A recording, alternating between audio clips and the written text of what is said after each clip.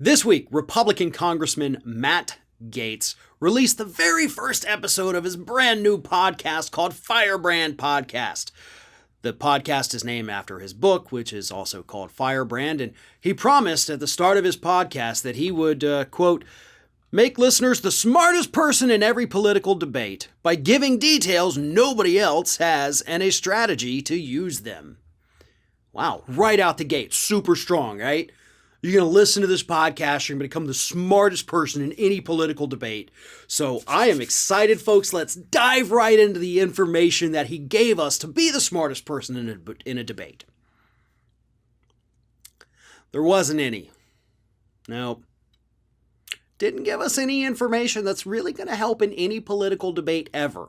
He basically spent almost the entire 50-minute podcast whining about how miserable his life is.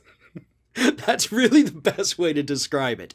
He, of course, went into detail about how the deep state is out to get him with this investigation and how it's totally fraudulent, totally false, none of it is true, and it's very clear from what he had to say that he is terrified. He's terrified because all of his friends are cooperating, his ex-girlfriend, all these people working against him essentially in this investigation. And even though it's been quiet for quite a while, he's still not out of the woods.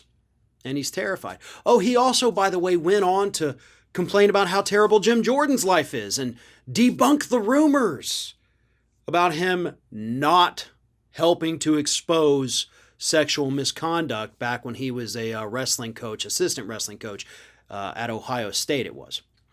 Yeah. That's also not true according to quite possibly every single witness account, and he's actually also been mentioned in multiple lawsuits filed against the university, Matt. Come on, dude. Come up with something better.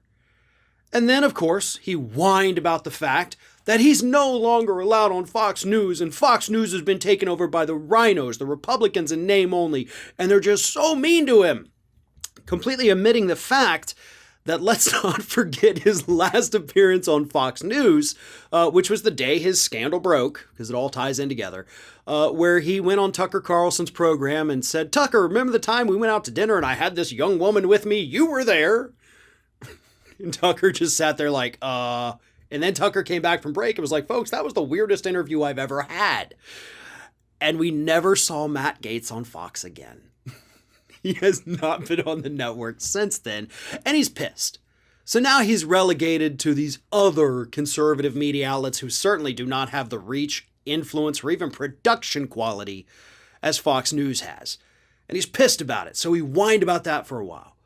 But then, folks, got to the good part, the big interview, right? Whoo boy. He is a Republican congressman. He is known coast to coast well outside of his district, unlike most members of Congress. So he had to have landed somebody good, right? Did he get Trump? Did he get Giuliani? Did he get Sidney Powell? Did he get Ted Nugent? Nope. He went over to his best friend's office, Marjorie Taylor Greene, and interviewed her and asked her if she would be willing to accept her old committee assignments back if they were offered to her, to which she said, hell no, I'm much better working on the outside. And I think what she really meant to say is, oh, hell no, I don't want to have to do work. I don't know what I'm doing. So there you have it, folks. That is a complete rundown of the entire first episode of Matt Gaetz' Bitch Fest, because that's what it was. The dude was whining about his life the entire time. Nobody listening to that podcast is going to become the smartest person in every debate, as Matt Gaetz had promised. I can only fathom to think what is going to come from the next episode. What else is left for him to whine about? I'm sure he'll think of something.